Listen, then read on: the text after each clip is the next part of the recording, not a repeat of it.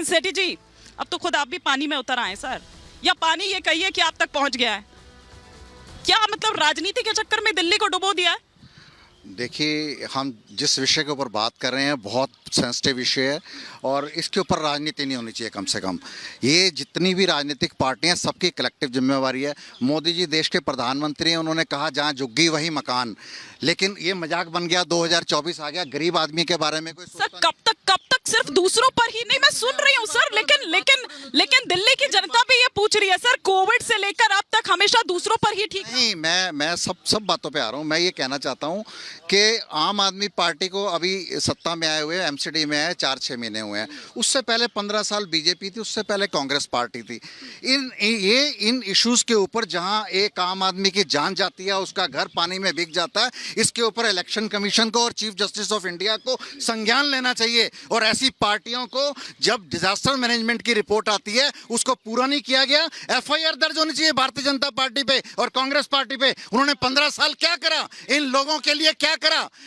आज देखिए, जब सर आपने क्या किया, सुनिए ना, मैराथन बैठकों का दौर अब आप कर रहे हैं, इससे पहले भी कई बैठक आप 20 हो 21 हो ले चुके हैं। मेरे को ये बताइए कि हुआ क्या उन बैठकों?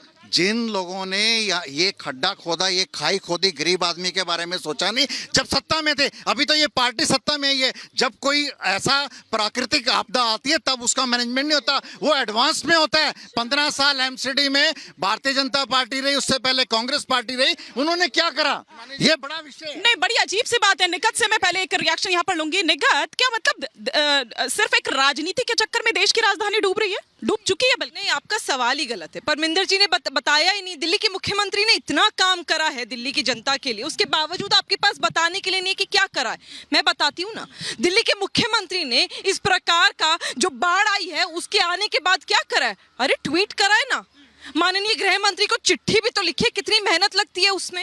अरे वो छोड़िए, उन्होंने तो जाके फोटो सेशन भी करा लिया। और तो और सबसे बड़ी बात, देश में एक सेकंड में आपके बीच में नहीं बोली, मैं आपके बीच में नहीं बोली। हिमानी जी एक बात बताइए, पूरे देश में क्या विदेश तक में पहले ऐसे मुख्यमंत्री होंगे किसी राज्य के जिन्होंने ड्रेनेज और सीवर सिस्टम के भी पैसे घोटाले में खा लिए?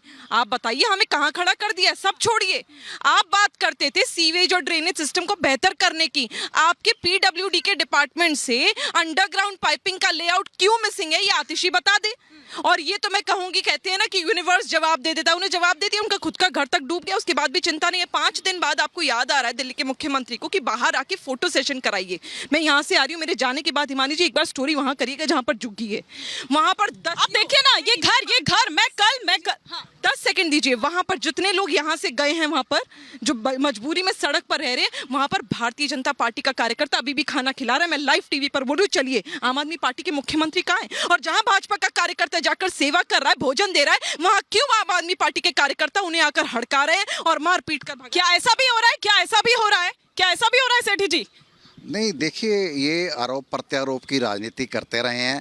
ये 9 साल से भारत की जनता, भारत के देश के ऊपर ये राज कर रहे हैं। इन्होंने क्या कहा? इन्होंने कहा जहां झुग्गी वही मकान। सारी ये झुग्गियां हैं। अरे सर वो क्या कह रही हैं? वो कह रही हैं कि पहले तो ये जो शिविर यहाँ पर लगे हुए हैं, इन पर कोई व्यवस्था नहीं है। वो कह रहे हैं कि हमारे कार्यकर्ता वहां पर पहुंच रहे हैं, तो आपके कार्यकर्ता वहां पर उनको पीट रहे हैं। आपके जो मेंबर पार्लियामेंट, आपके दिल्ली के अध्यक्ष यमुना विहार में घूमने आए, लेकिन उन्होंने इन लोगों के लिए क्या व्यवस्था करी? आज क्या सर सरकार आपकी है, हर चीज के लिए दूसरा सरकार कर रही है।